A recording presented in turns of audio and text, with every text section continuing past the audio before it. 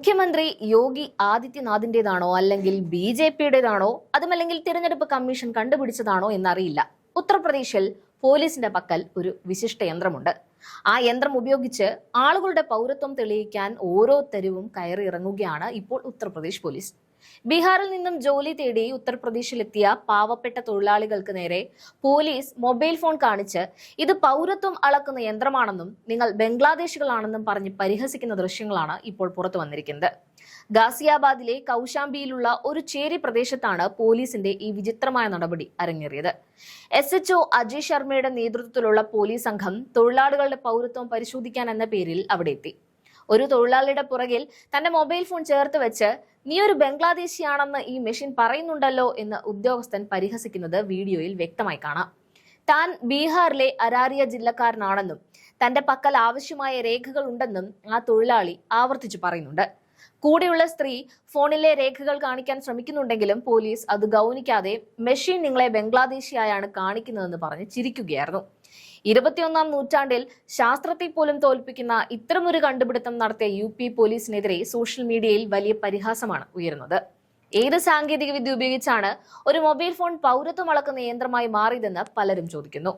പാവപ്പെട്ട തൊഴിലാളികളെ വിഡ്ഢികളാക്കാനും അവരെ പരസ്യമായി അപമാനിക്കാനുമാണ് പോലീസ് ശ്രമിക്കുന്നതെന്ന് രാഷ്ട്രീയ നേതാക്കളും മാധ്യമപ്രവർത്തകരും കുറ്റപ്പെടുത്തി. 21ാം നൂറ്റാണ്ടിൽ ദരിദ്രരായ ആളുകളെ ഇത്രത്തോളം വിഡ്ഢികളാക്കാനും അവരെ പരസ്യമായി അപമാനിക്കാനും പോലീസിന് എങ്ങനെ കഴിയുന്നു എന്നാണ് രാജ്യം ചോദിക്കുന്നത്.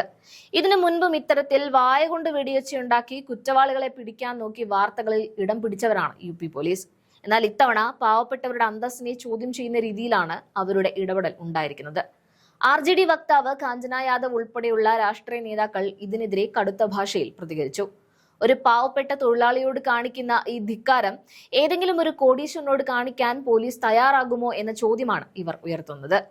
കേന്ദ്ര തെരഞ്ഞെടുപ്പ് കമ്മീഷണർ ജ്ഞാനേഷ് കുമാറിനെ പരിഹസിച്ചുകൊണ്ടാണ് പലരും ഈ വീഡിയോ പങ്കുവയ്ക്കുന്നത്. രാജ്യത്തെ പൗരത്വ പട്ടിക തയ്യാറാക്കാനും മറ്റുമായി ഉദ്യോഗസ്ഥർ മാസങ്ങളോളം കഷ്ടപ്പെടുമ്പോൾ UP പോലീസ് നിമിഷങ്ങൾക്കുള്ളിൽ പൗരത്വം കണ്ടെത്തുകയാണെന്ന് സോഷ്യൽ മീഡിയ പരിഹസിക്കുന്നു. ബീഹാർ തെരഞ്ഞെടുപ്പ് സമയത്ത് ബീഹാറികളുടെ അഭിമാനത്തെക്കുറിച്ച് സംസാരിച്ചിരുന്ന BJP നേതാക്കൾ ഇപ്പോൾ UPയിൽ ബീഹാറി തൊഴിലാളികൾ അനുഭവിക്കുന്ന ഈ അപമാനത്തെക്കുറിച്ച് എന്താണ് പറയാനുള്ളതെന്നും ചോദ്യങ്ങൾ ഉയരുന്നുണ്ട്. സംഭവം വിവാദമായതോടെ ഗാസിയാബാദ് പോലീസ് വിശദീകരണവുമായി രംഗത്തെത്തി. നുഴഞ്ഞുകയറ്റക്കാരെയും കുറ്റവാളികളെയും കണ്ടെത്താനുള്ള പതിവ് പരിശോധനയുടെ ഭാഗമാണിതെന്നാണ് പോലീസിന്റെ വാദം.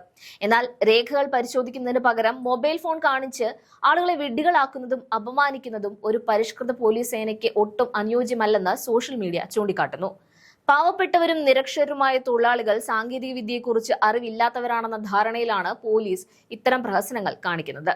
സ്വന്തം നാട്ടിൽ തൊഴിലില്ലാത്തതുകൊണ്ട് മാത്രം മറുനാട്ടിൽ വന്ന് കഷ്ടപ്പെടുന്ന ഈ മനുഷ്യരെ ഇത്തരത്തിൽ വേട്ടയാടുന്നത് ജനാധിപത്യത്തിന് തന്നെ കളങ്കമാണെന്നാണ് പൊതുവെ ഉയരുന്ന അഭിപ്രായം.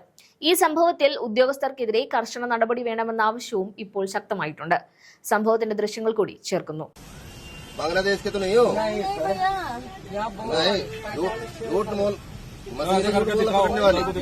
मशीन लगाओ भाई इनकी पीठ पे। हाँ तो उधर उधर को दिखाओ, उधर को मशीन लगाओ इनकी पीठ पे।